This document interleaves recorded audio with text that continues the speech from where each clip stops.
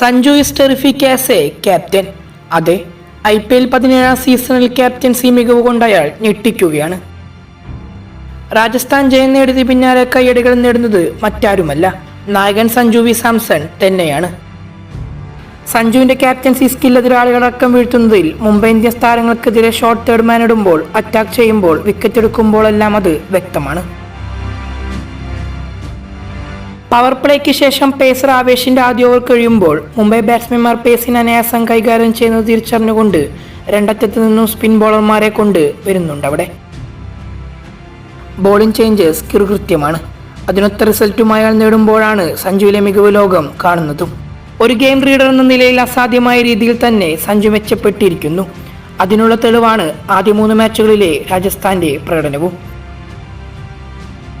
Captain എന്ന നിലയിലും keeper എന്ന നിലയിലും ടോപ്പ് നോച്ച് പ്രകടനങ്ങൾ, ബട്ട് ബാറ്റർ എന്ന നിലയിൽ നിരാശപ്പെടുത്തുന്നുമുണ്ട്. T20 ലോകകപ്പിന് മുന്നിൽ നിൽക്കെ മികച്ച ബാറ്റിംഗ് പ്രകടനങ്ങൾ അത്യാവശ്യമാണ്.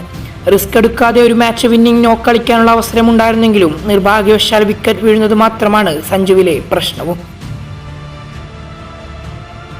കൺസിസ്റ്റന്റായ പ്രകടനം നൽകാൻ കഴിവുള്ള ഒരു ബാറ്റർ എന്ന നിലയിൽ ടൂർണമെന്റ് പുരോഗമിക്കുമ്പോൾ ഫോമിലേക്ക് എത്തുമെന്ന് പ്രതീക്ഷിക്കാം.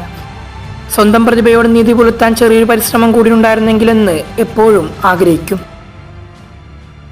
ഇത്രയും ചെറുപ്രായത്തിൽ ഇത്രയും എക്സ്പീരിയൻസിൽ ലെജൻഡുകളുടെ തലത്തിലെത്താനുള്ള കാലിബറുമുള്ള പ്ലെയറാണ് സഞ്ജു.